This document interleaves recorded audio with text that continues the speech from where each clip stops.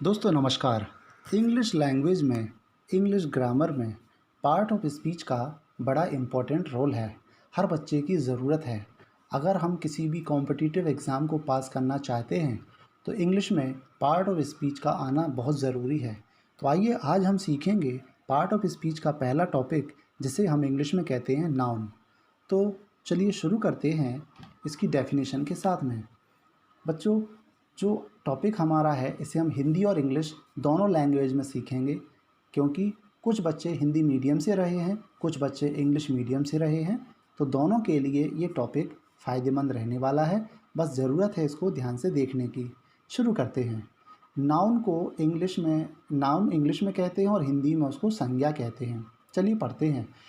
किसी व्यक्ति, वस्तु, स्थान, पशु या जो कोई भी नाम होता है, किसी भी नाम को अगर हम बुलाते हैं तो संज्ञा कहते हैं। हमने शुरू में सुना होगा व्यक्ति, वस्तु अथवा स्थान के नाम को संज्ञा कहते हैं। जी बिल्कुल वही है। इंग्लिश में कहेंगे noun is the name of a person, place, thing और एनिमल। मतलब कि किसी व्यक्ति, वस्तु, स्थान, जानवर, किसी भी नाम को हम संज्ञा कह सकते हैं। इसकी एक और डेफिनेशन इसमें लिखी हुई है, a noun is a name of anything. मतलब किसी भी चीज़ के नाम को हम संज्ञा कह सकते हैं, उसको नाउन कहा जा सकता है। काइंड्स ऑफ नाउन, संज्ञा के प्रकार। चलिए देखते हैं कि नाउन के कितने पार्ट्स हैं। तो there are 5 types of noun, यानी संज्ञा के 5 भेद होते हैं। सॉरी, इसमें गलत लिख गया। संज्ञा के 5 भेद होते हैं। पहला है प्रॉपर नाउन, जिसको व्यक्तिवाचक संज्ञा कहते हैं। दूसरा है कॉमन नाउन, जिसको जातिवाचक संज्ञा कहते हैं। तीसरा कलेक्टिव नाउन, जिसको समूहवाचक संज्ञा कहते हैं। चौथा है मटेरियल नाउन, जिसको पदार्थवाचक संज्ञा कहते हैं। और पांचवा है एब्स्ट्रैक्ट नाउन, जिसको भाववाचक संज्ञा कहते हैं। तो ये हमारे नाउन के 5 पार्ट्स हैं, कहें तो संज्ञा के 5 भेद हैं। अब हम इन सारे भेदों को अलग अलग एक एक करके स्टडी करते हैं। सबसे पहले हमने देखा था प्रॉपर नाउन, जिसको व्यक्तिवाचक संज्ञा कहा जाता है। इसकी हिंदी में डेफिनेशन है, किसी व्यक्ति, वस्तु, स्थान, दिन, महीने आदि के नाम को संज्ञा कहते हैं। और इंग्लिश में कहेंगे तो a proper noun is the name of particular person, place और थिंग। ऑलमोस्ट दोनों एक सी डेफिनेशन है, बस ऊपर हमने हिंदी में देखा है स्थान, दिन, महीने, और यहाँ पे कह दिया पार्टिकुलर पर्सन, प्लेस और थिंग। यानी कि किसी भी चीज़ के, किसी व्यक्ति के नाम को संज्ञा या यूँ कहो प्रॉपर नाउन कहा जाता है। जैसे एग्जाम्पल है राम, हरि, चेयर, रामायण। मतलब कि किसी व्यक्ति को बुलाना है तो राम कहेंगे, इसीलिए तो व्यक्तिवाचक संज्ञा क्या कहा गया है। फिर किसी वस्तु के लिए चेयर कहेंगे, रामायण कहेंगे, कुरान कहेंगे। किसी जगह के लिए कहेंगे दिल्ली कहेंगे, आगरा कहेंगे। कोई नाम है, जैसे दिन है संडे, सैटरडे, फरवरी, मार्च, Holi, Diwali, Hindu, Muslim, America, India, math, physics, Ganga, Yamuna, ETC. मतलब कि आपने समझा होगा कि किसी भी चीज़ को, किसी व्यक्ति को, किसी भी स्थान को जब हम नाम से बुलाते हैं तो ऐसे ही नाउन्स प्रॉपर नाउन्स कहलाते हैं। सॉरी, आगे देखते हैं। अगला वाला हमारा टॉपिक आता है कॉमन नाउन, जिसको जातिवाचक संज्ञा कहा गया है। चलिए पढ़ते हैं। जिस शब्द से किसी विशेष व्यक्ति, वस्तु या स्थान का बोध नहीं, बल्कि उससे समस्त जाति, प्रजाति या श्रेणी का बोध होता है, उसे जातिवाचक संज्ञा कहते हैं। मतलब कोई पार्टिकुलर नाम नहीं, पूरी जाति के लिए हम जातिवाचक संज्ञा का प्रयोग करते हैं। इंग्लिश में कहें तो a common noun is the common name of a class of person, place और थिंग। मतलब व्यक्ति, स्थान या कोई वस्तु का जो क्लास है, जो वर्ग है, उस नाम को ही हम कॉमन नाउन कहते हैं। एग्जाम्पल में आपको अलग अलग तरीके से समझाया गया है। आई होप आप इसको समझेंगे भी। Mohan is a proper noun but boy is a common noun.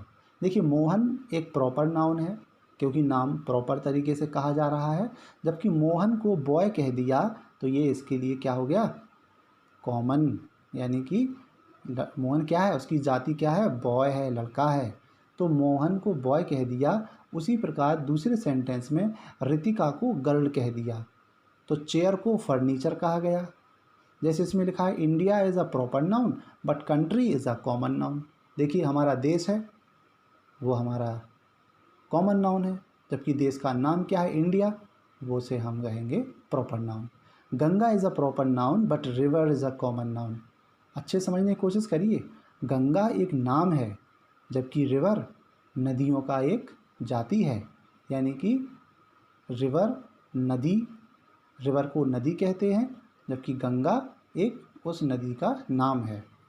और आगे देखें, द हिंदुस्तान एक अखबार का नाम है, द हिंदुस्तान एक प्रॉपर नाउन है जबकि न्यूज़पेपर एक कॉमन नाउन है।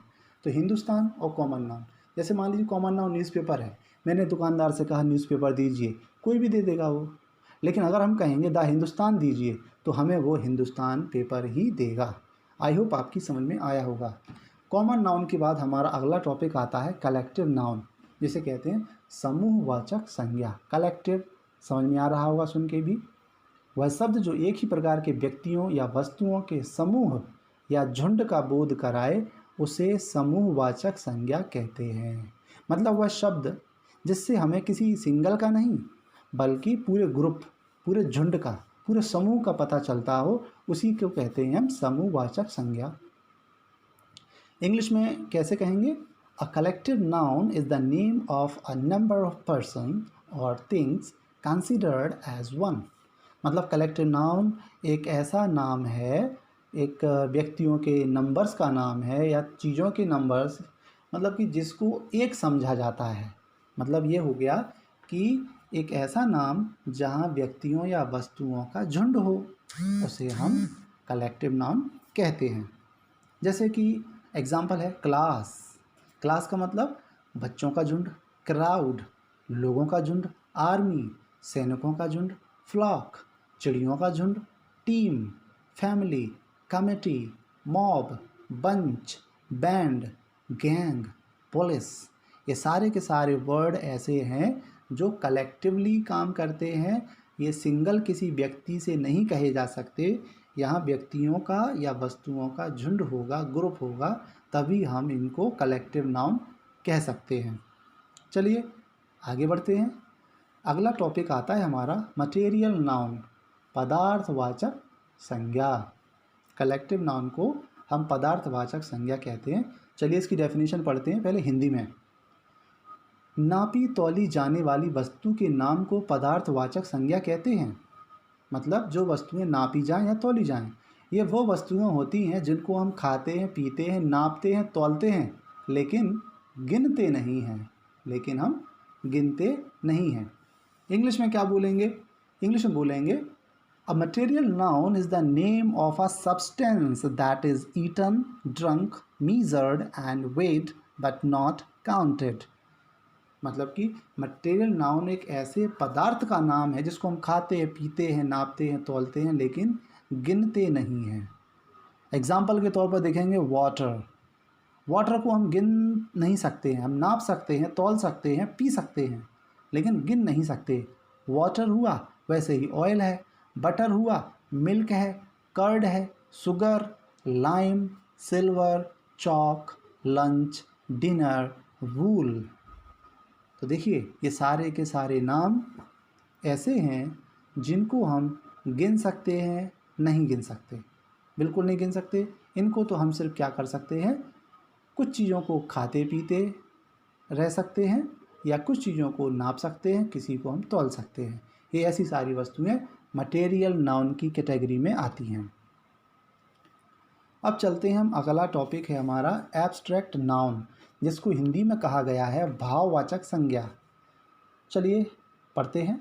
ऐसे शब्द जिन्हें हम देख या छू ना सकें, ऐसे शब्द कहें या फिर ऐसी चीज़ें कहें, ऐसी चीज़ें जिन्हें हम देख या छू ना सकें, केवल अनुभव द्वारा समझ सकें, भाववाचक संज्ञा कहते हैं। मतलब वो चीज़ जिसको हम देख नहीं सकते, छू नहीं सकते, केवल अनुभव कर सकते हैं, महसूस कर सकते हैं, ऐसे शब्दों को ही भाववाचक संज्ञा कहा गया है। भाव मतलब मन की फीलिंग। इंग्लिश में कैसे कहेंगे? An abstract noun is the name of such type of thing which is not seen और touched but only can be thought. मतलब एब्स्ट्रैक्ट नाउन एक ऐसा नाम है या उसको कहते हैं जिसको ना तो हम देख सकते हैं ना छू सकते हैं, केवल उसको सोचा जा सकता है या महसूस किया जा सकता है। एग्जाम्पल से आप समझेंगे। ऑनेस्टी ईमानदारी है, ये दिखती नहीं है ना छू सकते लेकिन इसको महसूस कर सकते हैं। पॉवर्टी का मतलब गरीबी, गरीबी को ना तो हम देख सकते हैं ना ही छू सकते हैं, बस महसूस कर सकते हैं। गरीबी कोई ऐसी चीज़ नहीं है जिसको हम ये देख के कह पाएँ कि दिस इज़ पॉवर्टी, ये गरीबी है। ब्रेवरी मतलब बहादुरी, ब्यूटी सुंदरता, kindness darkness, foolishness greatness, weakness richness, sweetness wisdom, truth, laughter, love, death, heat, boyhood, happiness, goodness. So friends, आपने देखे ये सारे के सारे वर्ड्स ऐसे हैं जो किसी टचेबल कंडीशन में तो नहीं हैं, इनको हम छू नहीं सकते और इनको ना तो देखा जा सकता है। कोई ऐसी चीज़ नहीं है जो आँखों से दिख जाती हो कि ये पार्टिकुलर चीज़ है, इसको हम रिचनेस कहते हैं, ये पार्टिकुलर चीज़ है जैसे हम लाफ्टर कहते हैं। But no, these all are the words that we can feel only but not touch not see. Modern qualification भी नाउन का किया गया है, जिसमें हम इस तरीके से भी नाउन को समझ सकते हैं कि नाउन को 3 कैटेगरी में रखा है। फर्स्ट इज़ प्रॉपर नाउन, जिसमें प्रॉपर ही नाम रहेगा जैसे किसी व्यक्ति वस्तु का नाम। फिर आता है काउंटेबल और अनकाउंटेबल। काउंटेबल में रखा गया है कॉमन नाउन को और कलेक्टिव नाउन को, जबकि अनकाउंटेबल नाउन में मटेरियल नाउन और एब्स्ट्रैक्ट नाउन को ही रखा गया है। तो ये 3 प्रकार की कैटेगरी है और यहाँ पर देखेंगे बगल से 5 प्रकार की कैटेगरी हैं। हम लोगों के लिए दोनों ही बराबर हैं, बस समझने का अंतर है। आई होप आपको नाउन का ये टॉपिक समझ में आया होगा और मैं धन्यवाद करता हूँ, आप लोगों ने पूरी वीडियो को देखा है। आगे भी ऐसे ही वीडियो आएंगे, बस देखते रहिए, सीखते रहिए। तब तक के लिए गुड बाय।